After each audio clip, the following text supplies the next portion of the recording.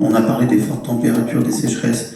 Le système où on a emmené le peuplement, on gardait des arbres pour faire de semenciers, pour faire des nouveaux arbres avec des coupes rases derrière, c'est un système qui ne peut plus tenir. Alors les arbres par le bois, c'est une archive en fait. Donc quand on regarde les cernes, on voit les évolutions des réactions des arbres au climat passé. Et donc les cernes c'est comme des couches de bois. Quand ils sont serrés, il a moins bien poussé. Quand ils sont plus larges, il a mieux poussé. Et comme ça, on arrive à retracer les événements climatiques, en particulier les sécheresses de 1976, de 2003, etc. On les retrouve sur les cernes. Mais là, depuis plus récemment, la succession des aléas climatiques, que ce soit les sécheresses ou les fortes températures, s'accumule de plus en plus et on commence à avoir des indicateurs au niveau de la ressource forestière, à la fois en termes de mortalité et de croissance, c'est-à-dire qu'une baisse de production biologique des arbres. Si on regarde sur les dernières années, la mortalité a doublé. Et alors ça peut être soit directement lié au climat, par les températures ou la sécheresse, mais ça peut être aussi des effets indirects, c'est-à-dire le climat qui influe sur les insectes, qui deviennent épidémiques et qui se mettent à attaquer des arbres sains au lieu de n'attaquer que des arbres dépérissants ou des arbres... voilà. Donc il y a à la fois ces effets directs et indirects qu'on voit apparaître maintenant à très large échelle et dans toutes les régions de France.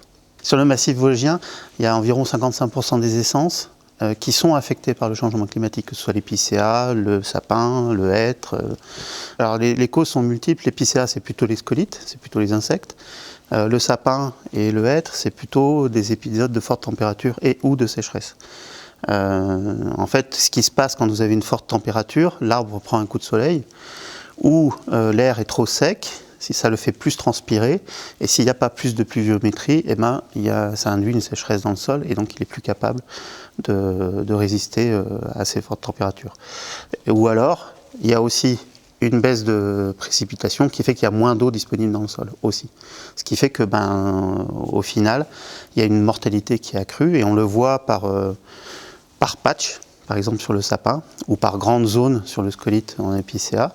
Et les volumes qui ont été sortis du fait de cette surmortalité des 3 dernières années, c'est l'équivalent de la tempête de 99. Le changement climatique induit des changements profonds dans la forêt, qui fait que il est probable que d'ici 50 ans, on n'ait plus que du sapin en haut des Vosges, et non plus dans toute la vallée. Il est probable qu'on n'aura plus d'épicéa du tout. Voilà. C'est des projections dont on est à peu près sûr. Et donc toute la question, c'est comment on fait ?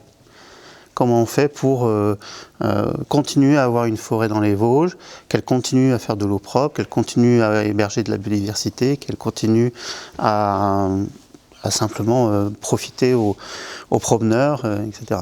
Les forestiers essayent d'anticiper dans un monde où l'évolution du climat se ferait à vitesse entre guillemets normale.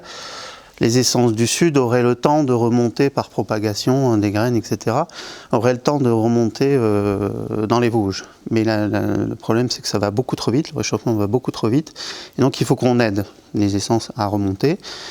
Et donc l'idée, c'est d'aller chercher des essences adaptées aux sécheresses, sur des climats qui sont plus secs, plus arides, et les implanter progressivement dans le massif vosgien, et ainsi continuer à avoir un couvert forestier. Et puis petit à petit, on remplace les essences actuelles par les essences du sud.